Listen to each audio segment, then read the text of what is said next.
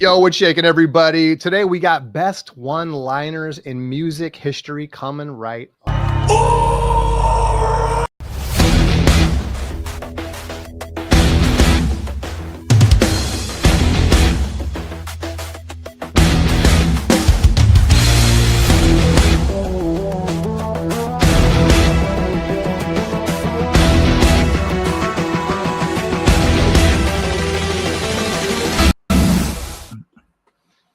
Brandon, what's up, dude? Hey, man, what's going on? Not much, not what much. I'm kind of, I don't watch NBA much, but then when my team's in there in the postseason, then, that's when I'm always like scurrying to get like whatever package I have to get, TNT or I forget, it's like Peacock now or whatever, Max, I think you got to have. So I'm I got Max last night, dude, so I could watch game one and watch the Golden State steal a game from the Wolves. So nice. Yeah, I'm excited about that. Unfortunately, Steph Curry's hurt now, so yeah, I heard about that. Yeah, hopefully we can steal a couple more until Curry gets back. But anyway, what's up, everybody? Good to have you here. Thanks so much for joining today. Mr. Hall of Fame and Spins Vinyl are going to get into a fun one. We're going to talk music. We're going to talk about the first lines in some of the most iconic music that we listen to, because sometimes the first line, I don't say it's the best line, but maybe it's the introduction to the song and stuff. So as we continue to try to challenge ourselves each and every new video we do, I thought this would be, or actually Brandon came up with the idea. So it's like, I thought that was a great idea. And of course, as always, dude, it's way harder than I think it's going to be picking these songs. Yeah, it was, you have all these songs in your mind and you know them, but when you have to like concentrate, wait a minute, what was the actual first line of, because it was weird when I was going around my music room picking stuff out. I was playing a Joni Mitchell Blue, actually, when I first started doing it. And I had to go take the record off because I noticed I had to concentrate and actually go to the first line in every song. And I couldn't have music playing in the background. So it was tough. It was tougher than I thought. It is tough. It's funny, like with all these, oftentimes it's, when I'm just listening, I'm aware of this. Oh, that's a great first line, or that's a great bridge, or this, that, whatever. And then when it's like we come up with the video idea, it's like I've forgotten all of that. I'm just an idiot all of a sudden. I'm like, okay, I need to go back and listen to this stuff again. So, but anyway, was able to put together a nice little stack of records. So I think we each got, I know I have 11. We probably each have around 11. So right. Yeah, we'll go through these. And as we go, in fact, and what we try to do too when we do these, guys, is that Brandon doesn't know what I'm picking. I don't know what he's picking. It's, we're trying to do these things so that we surprise even each other. And, but what I did on the songs I picked, just because I think it's fun, I made a little playlist. So we'll get to hear the first line of each of the ones that I picked. So that'll be fun. Nice. What do you think, dude? You ready to jump in? Let's do it. Let's do it. Let's do it. By the way, guys, I don't know who cares about this stuff, but check this out. Peter Murphy, boom. New record coming out. My man from the Bauhaus right there. Oh, wow. Yeah, he's got a new record, Silver Shade. So I just happened to discover that on Spotify. So I'm like, hell yeah, man. I'll definitely cool cover. Yeah, it's a cool cover. And they kind of released, I think, 2 tracks, and they sound great. So nice. Looking forward to that. Very nice. All right. Here we go. First line. First song coming right up right here.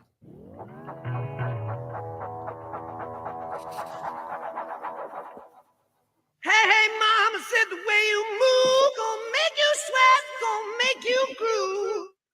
Now, if you put a gun to my head, dude, before this, there's no way I would have known what the hell. I couldn't remember what the hell it was. I know I could tell you the rhythm of it. Hey, dan, dan, dan, dan. Hey, mama said the way you move, gonna make you sweat, gonna make you groove. Dude, I mean, come on. That's one of just a classic Led Zeppelin, Robert Plant line. And yeah, I mean, that's my first pick, man. I think you could start any Led Zeppelin playlist can start with that, and then you're vibing out. You know what I mean? For the rest of the playlist. So yeah, well, I had this sitting right there in reserve because I was like, I'm not going to use it, but it's kind of one that you have to mention to some degree at some point. So yeah, fantastic pick. I mean, Zeppelin has a lot of those. I was like, there has to be some overlap today, man. This is too hard. Because I tried to pick some really good ones. I know you did too. Yeah.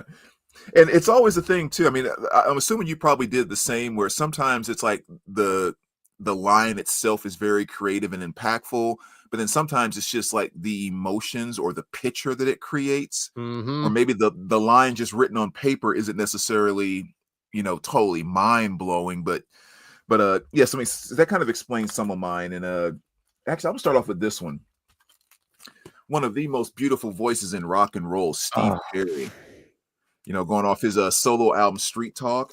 And I'm going to start with the song Captured by the Moment, which I don't think was a huge hit for him. I don't know where it went up in the charts, but it's a really cool song because it basically starts out by saying, where did he go?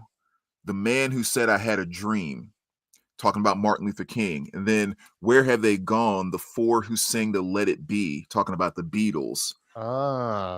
Jackie's alone. We lost him one November day. JFK assassination. LA Motel. One sad mistake took Sam away. The death of Sam Cooke. It's like, wow. He starts that song. I mean, of course, that's 4 lines, but kind of the opening. But yeah, he starts that song out just by emotionally taking you through just some of the absolute heroes, if you will, throughout the course of most of our lives.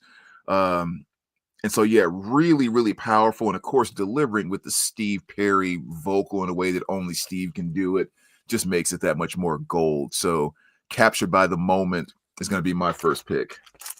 That's a great one, dude. Let's see, I got it right here. Or now, the intro's too long. It's going to get me in trouble, probably. Yeah, no, it does that 4 times. Where did he go? The man who said I have a dream. All right, we'll leave it at that. Yeah. Dude, I don't know this record. Oh, Sherry was the big hit, right? I love that tune. And I love Journey. Everyone knows I love Journey. So it's like, I got to pick that up. I got to listen to this.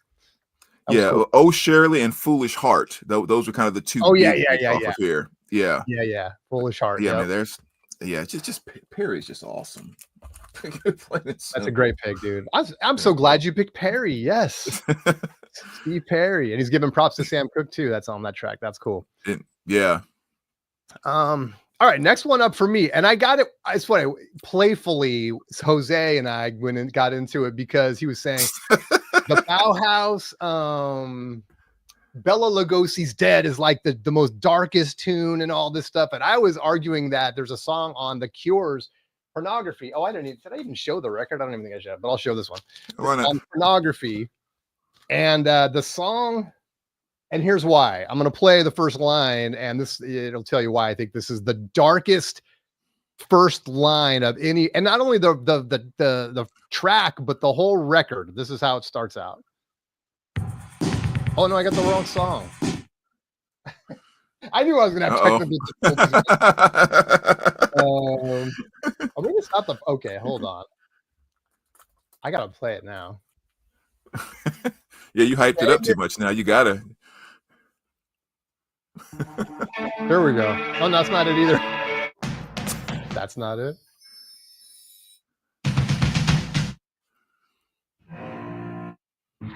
Maybe it is this song. Yeah, it is this song. Okay, after all that, we'll cut that part out. I know it's. We'll cut it out. Hold on, I gotta jump out.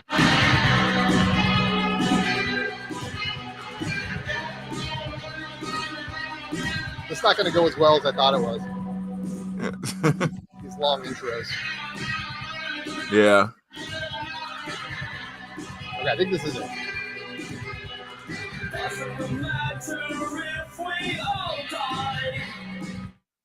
Okay. He says it doesn't matter if we all die. The most depressing, track of all time in my mind. I love it. It's awesome, but yeah. How can you top that? It doesn't matter if we all die. Okay, thanks, Robert. I'm just going to go home right now and jump in. Always a pleasure, Robert. Yeah, always a pleasure. See you on the next one, dude. I've always thought that was a great first line, dude. But yeah, you would not want to be listening to that, after if you were a little depressed, it'd be like you'd just be like, okay, bye everyone. Anyway, all right, so that's my second pick. All right, let's see, number 2. Actually, there's a couple you could pick off of this album, but I mean, how could you not go with Bass? How low can you go? I mean, it's just Death Row, What a Brother Know. I mean, just again, it's just one of those things where, I mean, like, quite frankly, no one necessarily knows exactly what he's talking about, but it's still just one of those lines that's probably one of the most memorable lines of any Public Enemy song. And so yeah, Bring the Noise. Yeah, it's Bring the Noise. Too black, too strong. Too black, too strong. Yo, Chuck, these honey drippers are still front on us. Show them that we can do this, because we always do this. Greatest hype man in hip-hop. Yeah, boy. How low can you go? Death Row, What a Brother Know. Oh, so good. In that whole song, dude. Yeah, I mean, and like I said, there's a lot of them off of this album, actually. When you talk about just like the opening lines, Black Still and the Hour of Chaos is another one that you could easily take the first line off of that. Yeah, I mean, Don't Believe the Hype. Yeah, I mean, just so many. Just a legendary hip-hop album right there. Hell yeah. Yep, that's one I need to add, man. So many great hip-hop records I still need to add to the collection. All right, next one up for me right here. We're talking first line in a song, guys. If you see a faded sign at the side of the road that says 15 miles to the All right, classic, dude. Come on, man. Especially when that song was fresh, you know what I mean, in everybody's minds in like the 90s or whatever, man. It was like, yeah, you just if you knew somebody where the top came off the car, you had to bump that track so that you can like the music video or whatever. But yeah. It's amazing too, with like someone with a voice like his, the way that he, especially like even on that track when they really kind of came, I guess, more mainstream. It's like the way he completely owned that song. Yeah. And it's like only 2 lines that, I mean, a great song from front to back, but like the only 2 lines that mattered in that song was that opening line, and I got me a Chrysler. It's as big as a whale, and it's about to set sail. Like those 2 lines covered the entire song, and I always thought that was just so freaking amazing. Tells you everything you need to know. I know, man.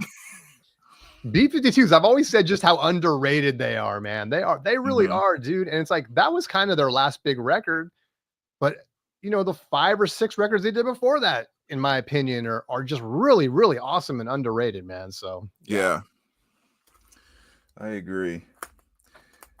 All right, so let's see. What are we gonna go with the next one here? How about this is a good one. How about we go to a little Sinead O'Connor? You know exactly where I'm going with this one, which is, of course, the song "Nothing Compares to You," which is the legendary track that written by the one and only Prince, the genius of so many amazing songs. And the thing that I think that makes that one so amazing, like there's so many elements of the song that's amazing, but just the way that Prince did the whole thing where he switched the days and the hours. Like, it's been 15 hours and 16 days.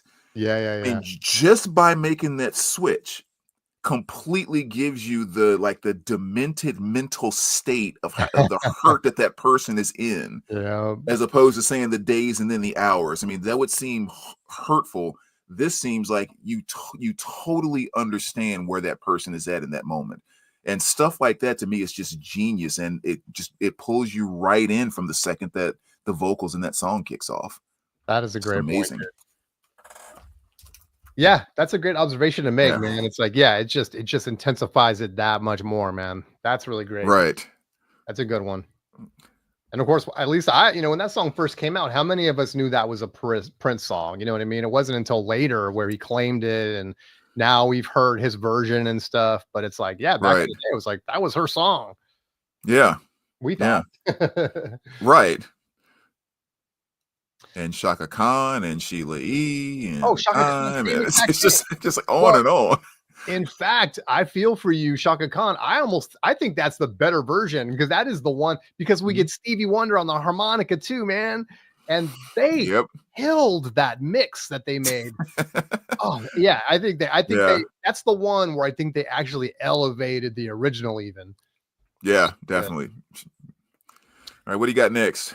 All right, next one up for me is gonna be the track name. Oh, of course. Little Tears for Fears, Everybody Wants to Rule the World. Oh, nice. And the first song on there, of course, is Welcome to Your Life. There's no turning back. And I mean, there you go. That's a great way to start a song off, man. It really tells you kind of where you're gonna go with it. So, it's not unlike, and it's interesting. This exercise was hard because there's not enough really good first lines in songs, because it's hard. It's like when you read a great book or something, or a short story, and it's like authors are like killing themselves to just try to get that first line. And these guys are that good, all the guys we're mentioning, because they're able to do it, and to create that art. Welcome to Your Life. There's no turning back, man. That's a fantastic one-liner for me. And yeah, Tears for Fears, man. I'm gonna add it. Yeah, that's a great one. All right. The next one I'm gonna go with here, kind of a modern day band, and I guess it's actually kind of not because they're pushing like 20 years or whatever now at this point, but That's modern to us. Yeah, exactly. But this came out in 2008, so it's not really that modern anymore. But yeah, the Script. They said this album came out in 2008, and there's a song on here called Break Even.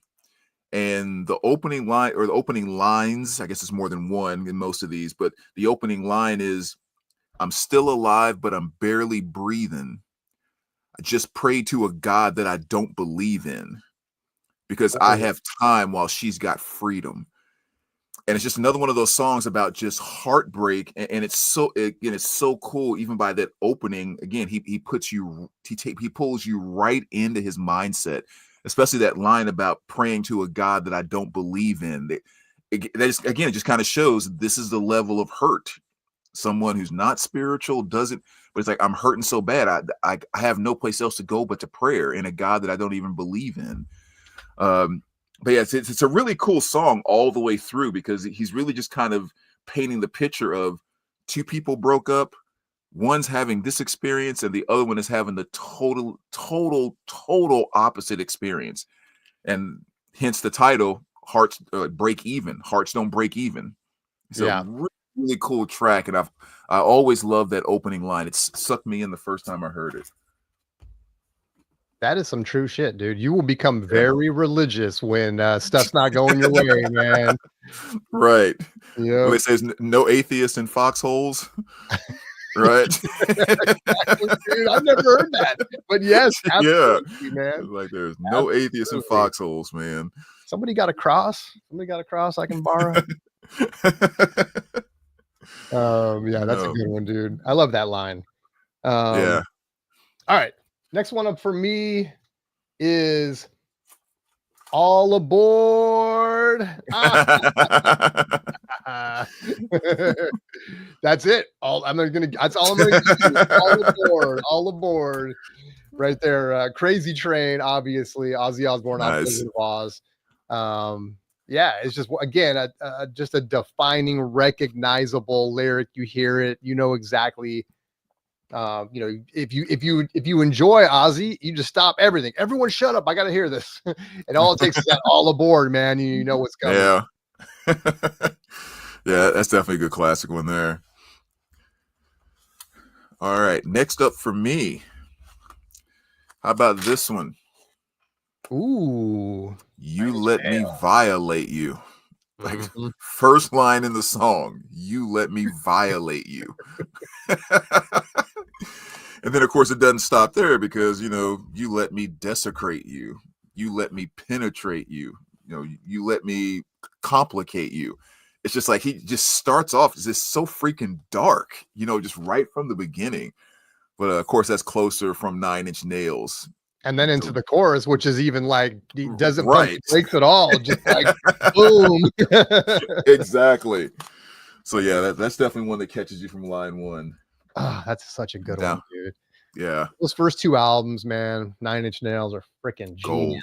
They're so good. Total gold. All right, here's my next one.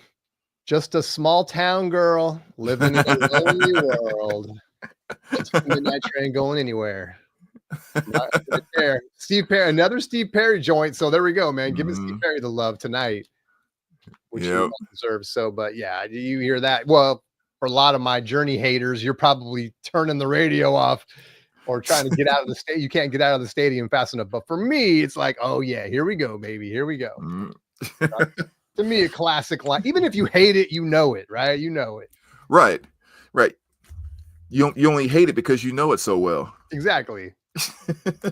It was good until it got wore out.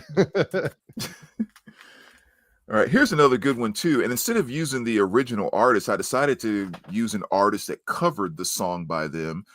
But I mean, can you find a better opening line than "Hello, darkness, my old friend"? I mean, the sound of silence, just dang, that's a good one, dude. Hauntingly amazing. And of course, Simon and Garfunkel, everyone knows that one to no end.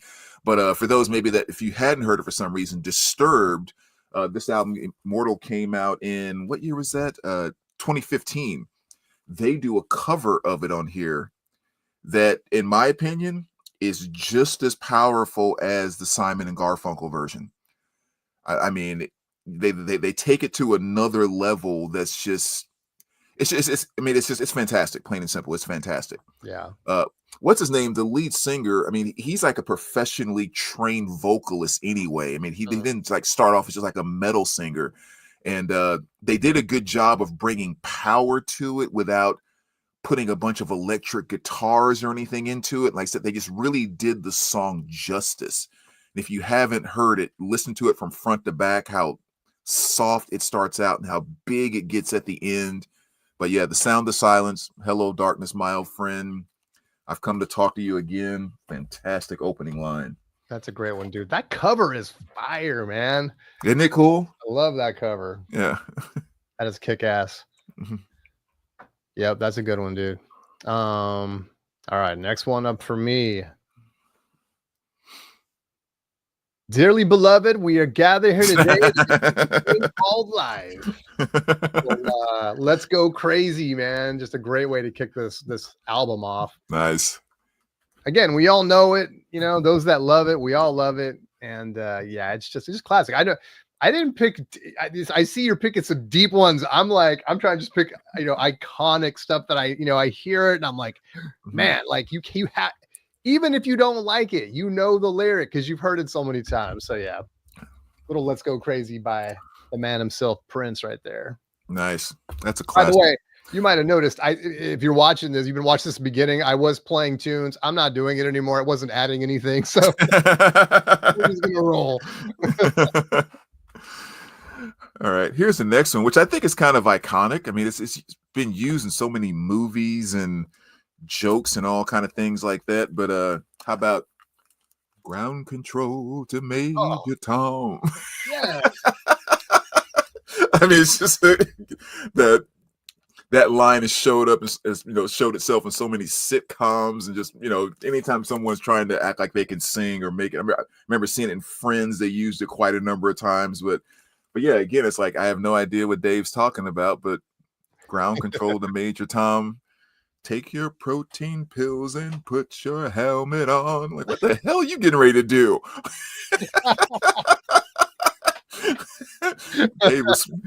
Dave was smoking early. That is a great one, dude. I love that. Yeah, "Ground Control to Major Tom," man. That's a good one. Little Bowie sighting. Yeah. Let me play like the first little round here. Who can it be knocking at my door? There we go. Did it work? Who can it be now? Maybe it's just me. I don't know, man. But dude, back in the day, this freaking track was on the radio, MTV, whatever you want, like multiple times per day. Everybody had this record. Who can it be knocking on my door? And then, of course, you can mix up Yeah. the rest of the song because it's like, go away, don't come around here no more. If you hear, so wait, which one is it? What's coming up next? Oh, no, it's not. Oh, yeah, because it's all the lines are very similar. But anyway, there it is. Who can it be now? That's a great one. And the one thing I really love about that song, which I feel like maybe doesn't get enough credit, is the closing on that song. That last 15 or 20 seconds, like his vocals is just the most beautiful thing in the world to me. Yeah, it's great. When he starts going into all that, who can it? Who can it? It's like, God, he's freaking nailing that note, man. I know, dude. Then it fades out with that. Yeah. It really does show how beautiful his voice is. Well, he taken a page out of Daryl Hall's book, man. I always said Daryl Hall and Notes, Daryl Hall, man, he's a musical vocal, and it's like not a lot of people can do it. Dude, who's we got into this in another video we did. The guy from Kool and the Gang. Oh yeah. Same thing, Earth, Wind, and Fire did stuff like that, or it was like just vibing out. They're not even lyrics that make sense. It doesn't matter. Somebody said, I don't remember who it was. Might have been the guy from Earth, Wind, and Fire who said, don't let the lyric get in the way of the groove or something like that. The groove comes first. It doesn't matter what you're saying. It doesn't have to make sense. If it works for the groove, then do it. And when you listen to that stuff, you hear it, man. And so anyway, I love that kind of stuff. Yeah, that's good stuff. Don't let the lyric get in the way of the groove. You need to make T-shirts that say that. Hell yeah, there you go. All right, the next one here, again, I think it's just an absolute banger, but give me fuel, give me fire, give me that which I desire. Ooh, I mean, just the ultimate punch to starting us. I remember I saw them in this past tour with Pantera and all that, which of course is absolutely huge, and with the 2 nights with Metallica, which was really great because they really did kind of thoroughly go through their catalog and gave you all the hits that you would want to hear from kind of beginning to end. But still, I remember one of the coolest moments in the entire show was when James was kind of just talking to the crowd and, like in between just saying stuff. And then all of a sudden it just goes, give me fuel, give me fire, give me that which I desire. And like these freaking fireworks blast off. And I was like, that was freaking amazing. I mean, just an awesome way to catch you off guard. Yeah. So Fuel, I'm going to give that one of my favorite openers right there. Dang, dude. I love it. Ivan Music Man, thanks for saying hey, dude. Appreciate you making an appearance here tonight. Yeah, dude, that's a great one. I love it. I love that we each got a different little theme going here, man. All right, next up for me is going to be Crack That Whip. Boom. Nice. I don't know. It's like, again, it's okay. Yeah, I know. It's a goofy song and all this stuff, but it's like, I don't know, dude. Crack that whip, man. It's like you hear it, you just know it. You just know it. So yeah, a little Whip It from my guys Devo on the Freedom of Choice album. It's so awesome. All right, next up, I'm gonna go with one that's a little bit different, but I remember when this first came out, I remember how hooked I got on to the opening line, and it's off of Third Eye Blind, and it's the song "Losing a Whole Year," which is the opening track on side 1. But he just says, "I remember you and me used to spend the whole goddamn day in bed." But again, it's just like with the energy that he brings out when he first starts singing, you almost know it's about some type of heartache that's going to be coming. He just says it with such a fantastic delivery. And to the point where, like I said, when this album first came out, I remember just hearing that. And every time I heard that opening line, I just thought, this band's freaking awesome. So yeah, Losing a Whole Year by Third Eye Blind. It's gonna be my next pick. That's a great one, dude. That's another band that had some great. We talked about this in a previous video about like opening, the opening notes, the first few notes of a song, right? It's like this is one I think of. Yes. It's just so good, dude. And you know, it's like, and it's so identifiable.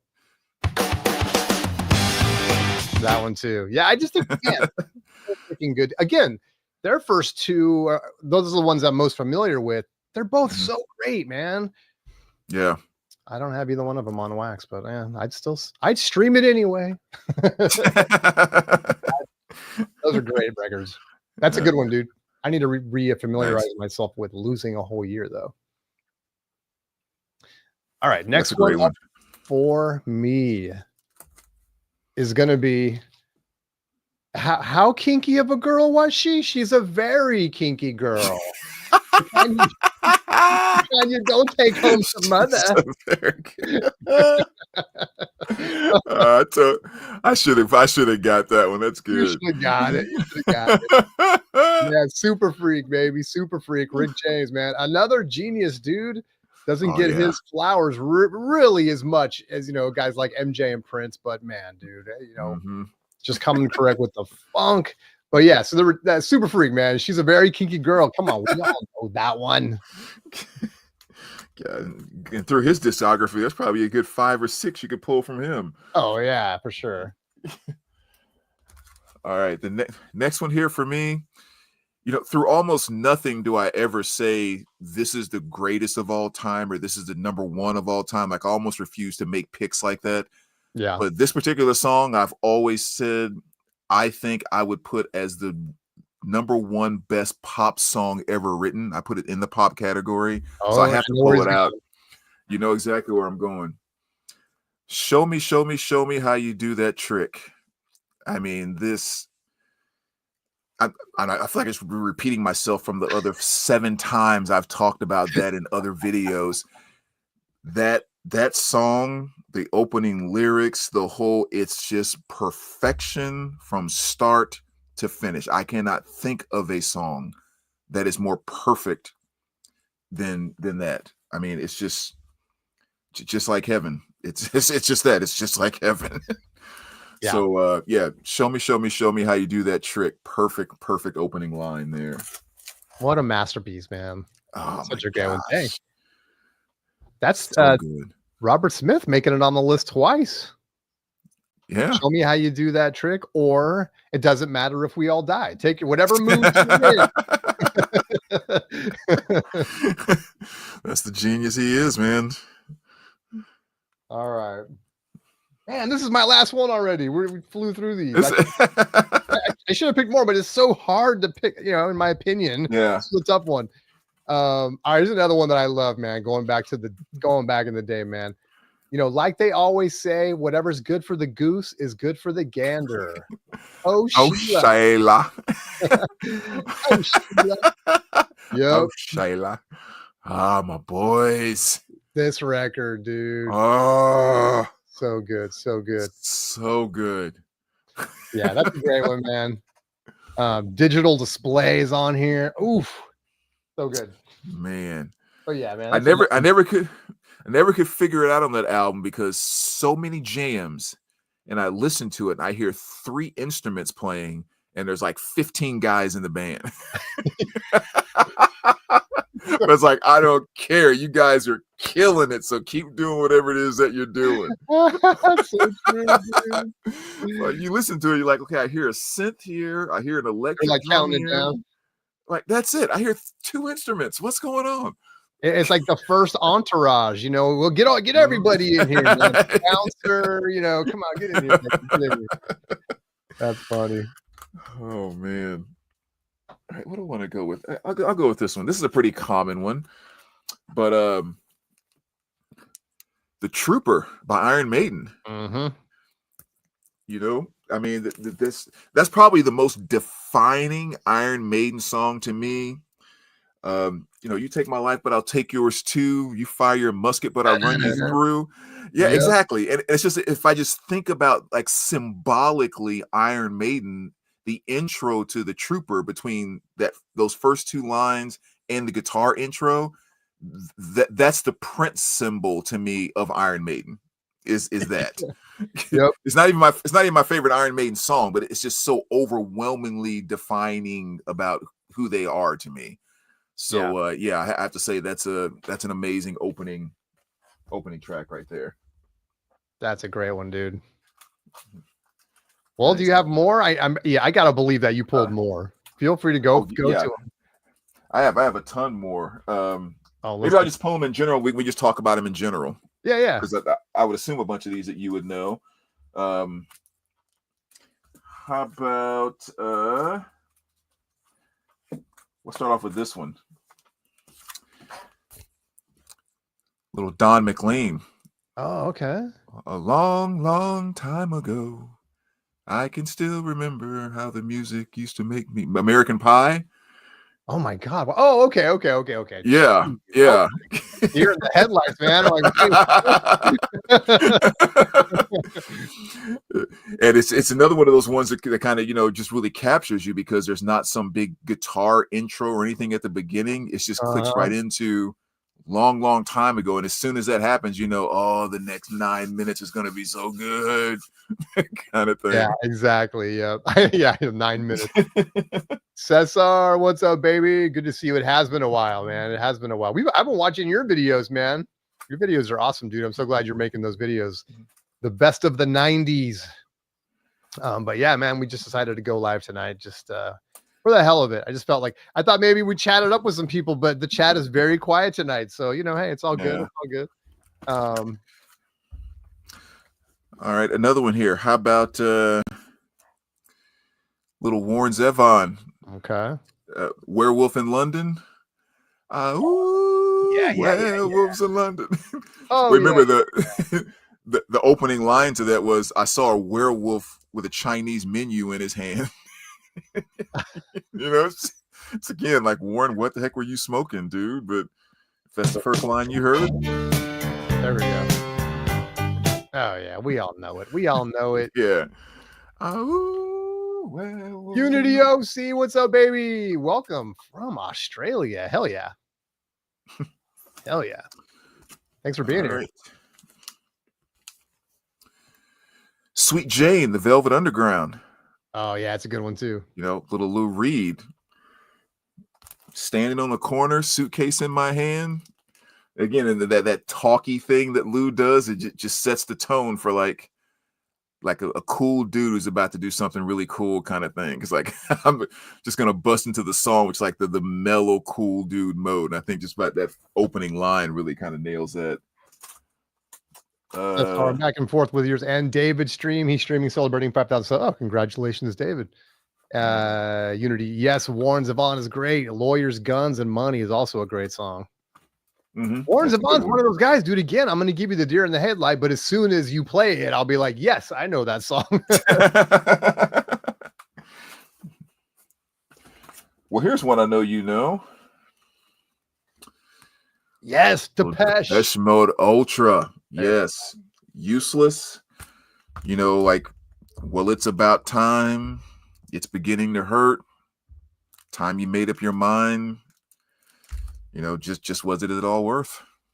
It's just is like, dude, just freaking figure this thing out already, man. It's like my music already. You're spending and writing the song and just go fix it. Right. That could be the lyrics to like 30 Depeche Mode songs, by the way. Exactly. That's a good one. Such a good album. I think it's kind of one of their more forgotten about albums. Yeah, kind of underrated. It's funny, that one and the Exciter, I think, is the other one that really kind of, it's almost like they didn't like it. Like I remember seeing David Gahan interview, and he's like, yeah, we're trying to make our new album great because our last two weren't that good. And I'm like, they were pretty good, dude. Those are actually good albums. Maybe they didn't really chart or anything like that, but I mean, there's some great stuff on there. Yeah. It may be sinful to say, but I mean, Ultra is one of my top 3 Depeche Mode albums. Yeah. And it just is. Like the whole thing is just so dark and thick. And I mean, just the music, the the electronics, their synths and stuff were in my opinion, were super mature during that time. Like if you listen to Exciter and Ultra, it's like it wasn't do Right. anymore, right? It was like this very mature thing going on. And I know they had some help from I can't think of the guy's name now, the producer that worked on some of that stuff. But yeah, anyway, yeah, I think those are great albums. Yeah. Yeah. Yeah. You definitely feel like they were setting a mood more than like playing notes. Right, Like right. it was just like a much deeper atmosphere that they were setting. So I Unity's freaking got a love it. question here. Maybe you may have an answer for this. Off that? topic, but either of you guys potentially impacted by the VMP bankruptcy? It's funny. I didn't even know. I've been following the story, obviously, but I didn't know that they actually filed bankruptcy until like I was on a stream on a whatnot stream over the weekend, and they're like, "Yeah, man, they're done." Yeah. Did you buy anything from VMP? Did you have any credit with them, or were you waiting on any records or anything, Brandon? I never got into the whole. I never subscribed. Yeah. It's something about that just always rubbed me wrong about the idea of already buying records that haven't even came out yet, kind of thing. So I never jumped on board. And I always, I would see Billy and other guys around that would get stuff, and I was like kind of jealous about it because they were nice pressings and there were some good titles, but that whole subscription thing, something about that just does not sit right with me. And so I didn't jump on board. Yeah, and like not knowing the records that you're gonna get, and then if you're not interested, then you're just like getting a credit for the yeah, it didn't really interest me, Unity, honestly. But there are when the guys over at Service Noise, I know a lot of those guys, Chance, and I think probably even maybe Jason and Arnaldo. I think those guys were all subscribers. Maybe Chris, but and that's kind of when that stuff would come up when I was hosting that show every other Thursday, and we talk about VMP. But from a personal standpoint, I never bought a record from them. It just wasn't the kind of thing that interests me. I'm more of a used record person anyway.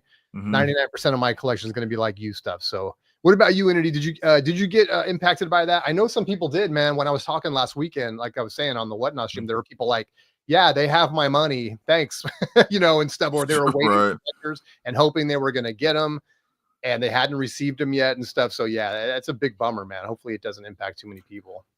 Yeah. And I really wish it would have worked out because, they had a pretty good product from what I could tell. Like when I would see Billy get stuff, he's always had his stuff delivered to the shop and all of that. And there was always like a little jealous bone in my body where it's like, oh, I wish I would have got that, that Thin Lizzy that came out. And there was a couple of Willie Nelson things they did that were pretty nice. But yeah, I couldn't get on board the subscription thing. Yeah, for people that don't know, Brandon, you work at a record store part-time on the week, on like 1 day a week or something like that, right? And so I'm sure you see that stuff. Yeah. Riverbend Records over in Godfrey, Illinois. My good buddy that actually met here in the VC like 9 years ago. Oh, really? Billy and I met here in the VC. Yeah. That's cool. And became buddies, and about 5 years ago, he opened up his own record store in the middle of the pandemic. Wow, nice. I know a lot of, man. I'm always shocked that more record stores I live in the Portland area, Portland, Oregon, and it's like apparently we have more. At least we did have more record stores per capita than like anywhere else in the country. And I was like, man, everywhere I go, I haven't even been to them all, and I've been to like probably at least 20. And there are a ton of them, and they seem to all do. Obviously, they're still in business, so it's like, man. Yeah. Unity says, "Welcome Brown, shout out." Put out a video about it and has store credits and is considering what to do. Yeah. Unity's not impacted because he's overseas. Okay, yeah. Pricey. Lee Morgan take 12. Yeah, that's right. How was that, dude? That was a nice looking record. Yeah, it's interesting. Yeah, I don't know. It's kind of like we could have seen something similar happen to like MoFi, right? Because a lot of it was like public opinion. I feel like from what I was hearing about VMP was just people were saying that the titles weren't quality that they were starting to put out, and I don't know, maybe there was quality control issues and just different things. And it's amazing, man. They couldn't survive that. It's actually more shocking that MoFi did survive, considering they were like refunding massive amounts of vinyl, right? Right. Again, I have friends who went over through the list and returned like several MoFi records when they were taking them back. Did you do any of that, dude? Did you return any MoFi stuff? No, that never quite made sense to me. Mm. I mean, again, understand like not liking what they did and having issues and that type of thing. But to me, it's like if you had been spinning the record for 2 or 3 years and you were enjoying it, somebody tells you there was this whole digital extra set, and all of a sudden I don't want it. Like, why wouldn't you want to get rid of it? That and again, that's not me judging how anybody else approaches it, because you know you need to do what you need to do for you to feel comfortable with your hard-earned money, especially as much as they charge for those freaking things. But yeah, outside of that, I was like, if it's on my shelf, it's not because it was MoFi. It was because I always knew that if I bought a MoFi record, I knew what I was getting. It was what I expected, and I enjoyed it. So I don't care. From a sound perspective, right? You knew it was. Yeah. You trusted that it was going to sound good, and yeah, quality control was going to be good, and it's the same record that was sitting on my shelf when I thought it was great the week before. How do I think it sucks now? That part just didn't make any sense to me. For me personally, again, everyone has different things that bother them, but for me, that just did not make sense for me personally. Yeah. No, I'm with you. I respect it. Whatever you got to do, I get it. You know, and right. But it's like I didn't have a horse in the game for one thing, and it was kind of a thing where I was thinking the same thing. It's like you said, it's like it sounded great until you found out that it had a digital step, you know. And but I get it. People felt lied to. People, you know, and right. Stuff is expensive, right? It's like if you're going to present one thing, then it should be that thing. Like I get it. I guess because I'm not that kind of collector, it didn't really. I'm not someone who's going to drop $150 on a record, or you know what I mean. Unless it's especially on a reissue or something. I know people that just collect all the MoFis and and stuff, and it's or all the whatever it is, Music Matters, or the different series, the high end series that are and stuff like that. So I get it. You want your investment value to be there, I guess. Right. And I can respect that. I get it. Like, if all of a sudden people are like, these records don't have value anymore, then all of a sudden it's like, well, what you spent is like, right. So I get it from that perspective of wanting to keep that value. Definitely. Saying Alan Shorter, yeah, Orgasm, both great releases. The reason BMP couldn't survive is not commercial as such. It was mismanagement and misappropriation of funds. Yeah. Mm-hmm. There you go. It does. I mean, it seems easy because there's so many people doing it, right? Like everybody's getting into the game. It seems like everybody's pressing records, everybody's opening record stores and all this stuff. But yeah, man, mistakes can be made, and then your history. Yeah. What they trying to, wasn't there something like with the CEO or someone where they like tried to take money out of the company to invest in opening their own pressing plant, and they weren't allowed to do it, or they lied to the board or something like that? I thought I remember hearing some story about just like shenanigans that was kind of going on and kind of ended up backfiring, I guess, but I don't know. Yeah, it could be. I haven't committed that stuff to memory. Well, I'm not a customer, so it's like, Yeah. But all right. So I know you got some more there in your pile of tricks. Yeah, let's see. How about remember James, the song Laid? This bed is on fire with passionate love. Hold on. Dude, yes, as soon as you hear it, it'll be like,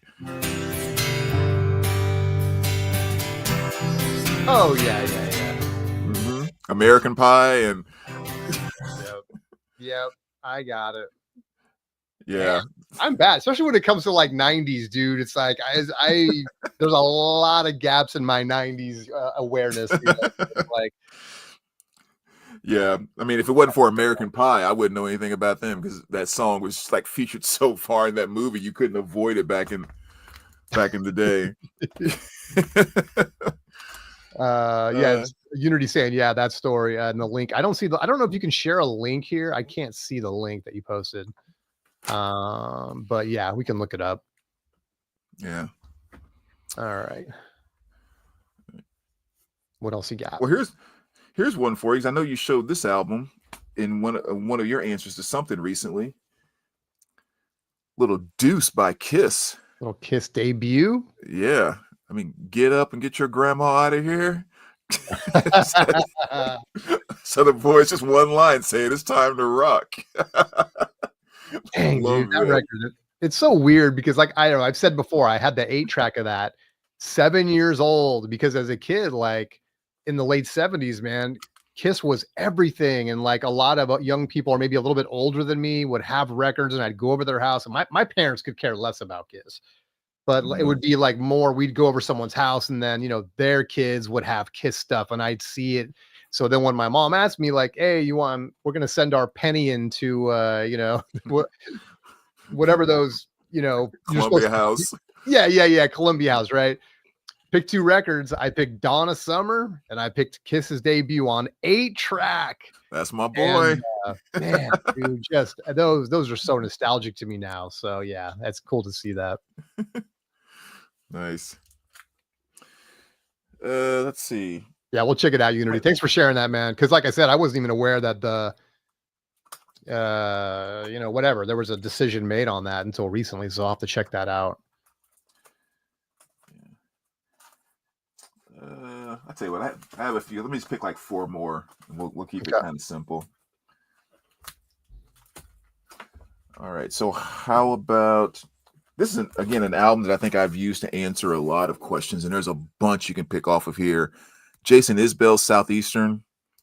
I mean, just musical genius all throughout this album. And again, there's so many songs that you could pick, but I'm going to go with Live Oak because of the opening lines to that is, there's a man who walks beside me that's who I used to be, and I wonder if she sees him and confuses him with me. I remember you bringing that up before, dude. What a line. Yeah. Just so many great lines throughout this freaking album, man. The storytelling is just off the charts. But yeah, so that's one. And how about Little Moody Blues, Tuesday Afternoon? I mean, that song creeps me out. I don't know what it is about it, but like it makes me feel like I'm in the beginning of a horror movie. And all he says is just Tuesday. I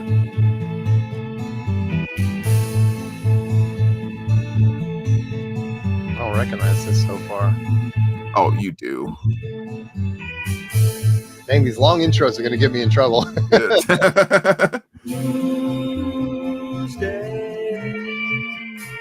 Oh yeah, okay. Hey, I don't want to say it's a deep cut, but that's a good one, dude. Dang, I would not have. Yeah. I'm just beginning. It's so ghostly. There's just something about it. It's just haunting. It's like the nice, friendly grandmother bringing you a cookie who's going to be the one chasing you with a hatchet 30 minutes from now. Like that's what the song feels like. It's little handful of dreadful action, but it's something just creepy about it. I love it. Oh my gosh! Well, I hope I didn't traumatize you by playing it. Little Mazzy Star. There we go. Right into you. I mean, that opening line, I want to hold the hand inside you. Great line. Wow. Great line. And I have a few more here, but the last one I'll show, and this is one that's just kind of goes in my yacht rock faves. Reminiscing by Little River Band. Oh yeah. You remember that one? What's the first line on that one? Friday night, it was late. I was walking you home. We got down to the gate, and I was dreaming of the night.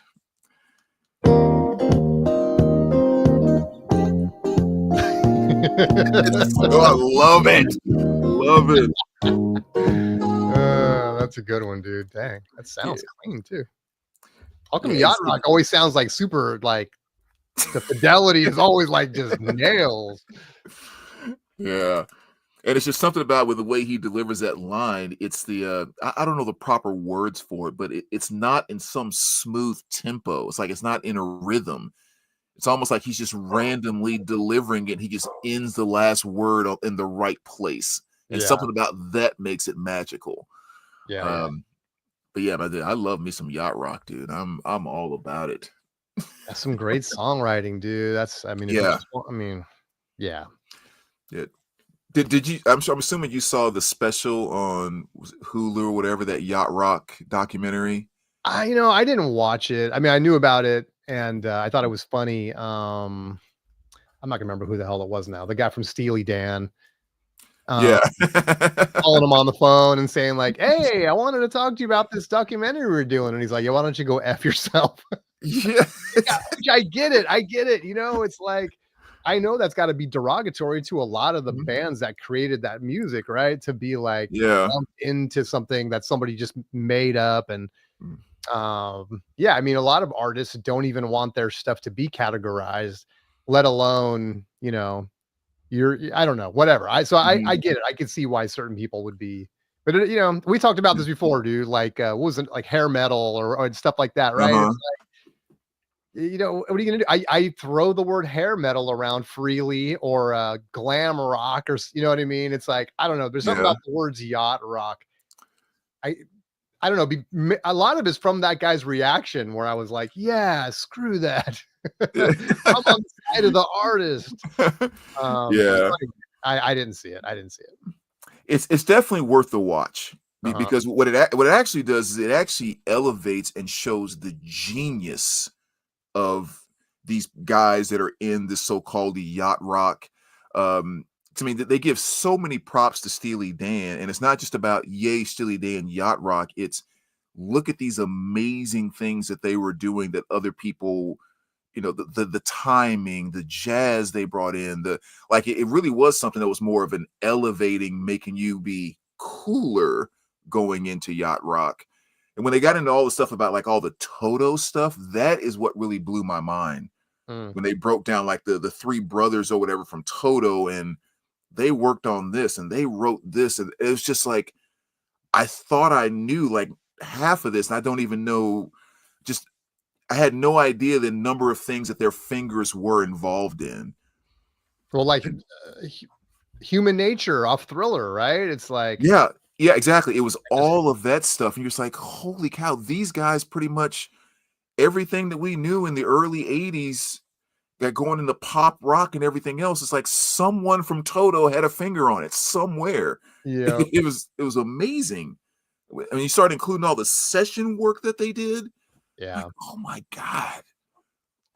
Definitely worth the watch. Okay. Definitely it out worth the watch. Very cool. Yeah, it's funny. When I think of Toto, it's like obviously Africa, right? Is like the big Mhm. song. Some of the other stuff, I'm not gonna be able to think of it now. There's another song that's really, really, I think it's a woman's name. I can't think of it right now. Someone will know. Rosanna. Rosanna, dude, what a song. Yeah. That's a great one. Yeah. The one and only time I've been to Las Vegas, Toto was performing. I didn't see Nice. Toto, but I'm like going through a casino and I look over and it's like Toto. I'm like, oh, that's cool. And at the time, like I didn't know any of that stuff because now we're talking like 20 years ago. So I didn't know Uh-huh. that Toto had their hands in all that stuff. So I was just like, yeah, I'll pass on the whole, whatever. But yeah. Yeah. So yeah, that's amazing, dude. I don't know enough about Toto. I don't know the band members' names and stuff, but there's that one dude who's like, you always see him on like Instagram and YouTube, and he's talking a lot about that stuff and doing a Mhm. lot of interviews and yeah, he talks a lot about what you're saying, like just all the Yeah. different stuff that they worked on and everything. Yeah. Yeah, It's pretty amazing. And he even made a comment during the thing. Like, he's like, if you take like all the songs and albums that I worked on and all this, he was like, it has to be 4,000 songs. Like, it's just, he's like, that's all we did between the session work and the stuff that we actually wrote and did ourselves. I mean, and it was cool because there was a little thing they did in there where, as he was talking about it, they were dropping album covers to show what he was talking about.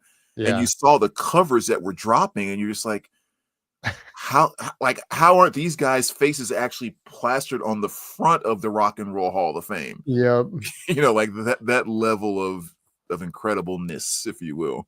Well, it's like if you took like the top, I don't know, pick your number, 10 writers of music, and I'm talking about going back to like like a lot of the guys. Again, I used to know.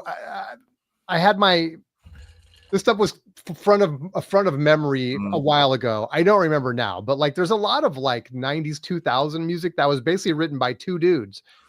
And it's stuff that they put out for like a lot of the different popular bands during that time. Mhm. My point's going to be is if you took the top 10 of those writers and just what kind of output they did, it's probably 80% of the music that whatever was produced, right? It's like it's crazy just like how few people really wrote all that stuff. Yeah. Yeah. I mean, that kind of holds true going all the way back into like the 60s and everything else. You know, you go to like Motown, you know, Holler, Dozier, and Holland. I mean, they pretty much wrote all of Motown with Smokey Robinson. Or you go to Stax Records, and you know, it's Isaac Hayes and Porter, and pretty much wrote every.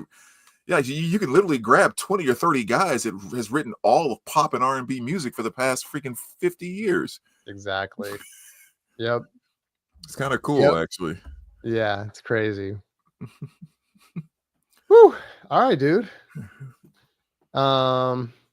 Anything else? Anyone else in chat?